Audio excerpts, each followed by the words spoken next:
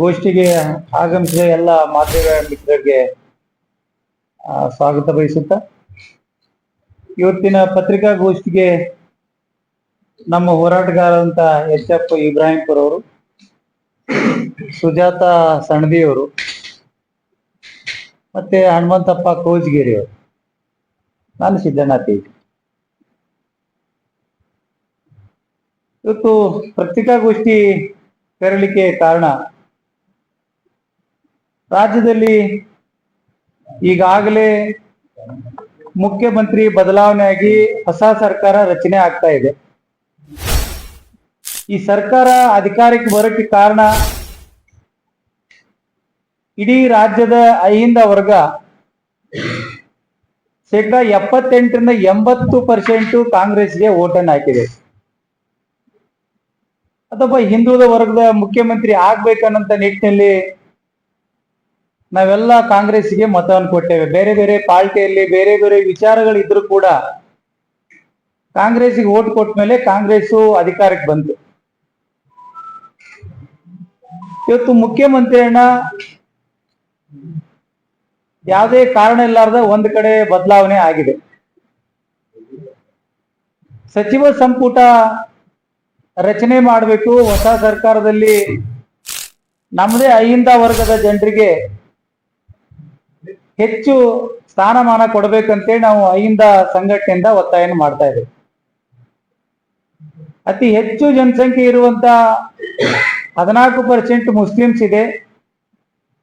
ಅವರಿಗೆ ಕನಿಷ್ಠ 7ರಿಂದ 8 ಮಂತ್ರಿ ಸ್ಥಾನ ಮತ್ತೆ ಒಂದು ಉಪಮುಖ್ಯಮಂತ್ರಿ ಸ್ಥಾನ ಕೊಡಬೇಕು.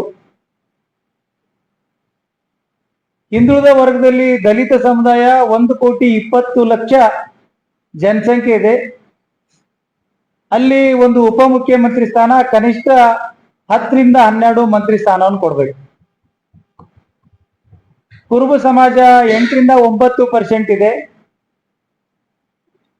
ಇವರಿಗೆ ಒಂದು ಉಪಮುಖ್ಯಮಂತ್ರಿ ಮತ್ತು 7-8 ಮಂತ್ರಿ ಸ್ಥಾನ ಕೊಡಬೇಕು. ಈಗಾಗಲೇ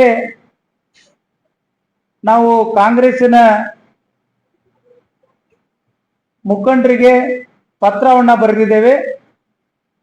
ರಾಜ್ಯದಲ್ಲಿ ಹೊಸ ಸರ್ಕಾರದಲ್ಲಿ ಕನಿಷ್ಠ 20ರಿಂದ 22 ಮಂತ್ರಿ ಸ್ಥಾನ ಕೊಡಬೇಕು, ಮತ್ತೆ 3ರಿಂದ 4 ಉಪಮುಖ್ಯಮಂತ್ರಿ ಸ್ಥಾನ ಕೊಡಲೇಬೇಕು ಅಂತ.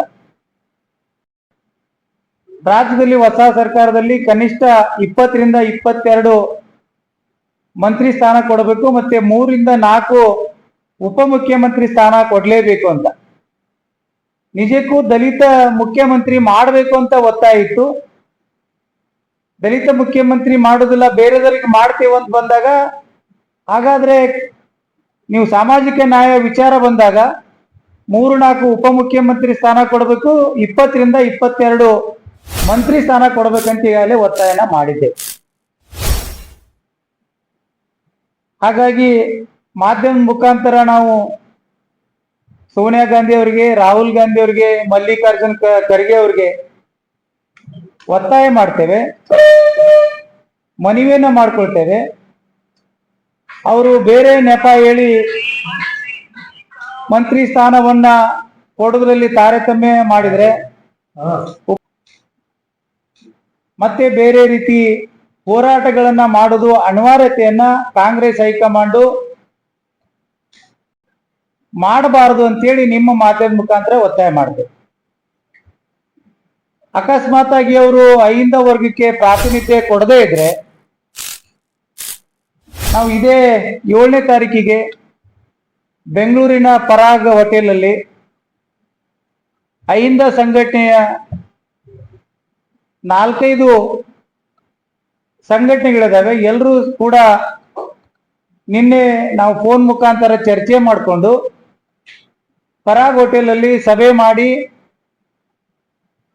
ಅವತ್ತು ಯಾರು ಅಕಸ್ಮಾತ್ ಆಗಿ ಡಿ.ಕೆ. ಶಿವಕುಮಾರ್ CM ಆದ್ರೆ ಡಿ.ಕೆ. ಶಿವಕುಮಾರ್ ಅವ್ರಿಗೆ ನಾವು ಒತ್ತಾಯ ಮಾಡಿ ಅವ್ರಿಗೆ ಭೇಟಿಯಾಗಿ ಲೆಟರ್ ಕೊಡಬೇಕು ಅಂತ ಕೂಡ ವಿಚಾರ ಮಾಡಿದ್ದೇವೆ. ನಾಳೆ ದಿನ ಮಂತ್ರಿ ಸ್ಥಾನ, ನಾಳೆ ಮುಖ್ಯಮಂತ್ರಿ ಪ್ರಮಾಣ ವಚನ ಸ್ವೀಕಾರ ಆದ್ಮೇಲೆ ಅವರು 3-4 ಉಪಮುಖ್ಯಮಂತ್ರಿ ಮತ್ತು 20-22 ಮಂತ್ರಿ ಸ್ಥಾನ ಕೊಡ್ಲೇಬೇಕು.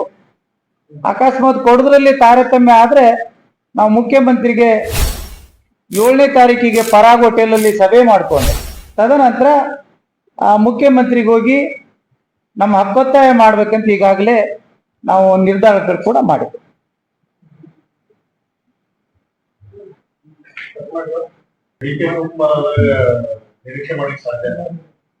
ನೋಡಿ, ಅವತ್ತು ಮುಖ್ಯಮಂತ್ರಿಗಳು ನಾವೆಲ್ಲ ಸಾಕಷ್ಟು ಅಹವಾಲುಗಳನ್ನು ತಗೊಂಡೋದಾಗ ಅವರೇ ಸ್ವತಃ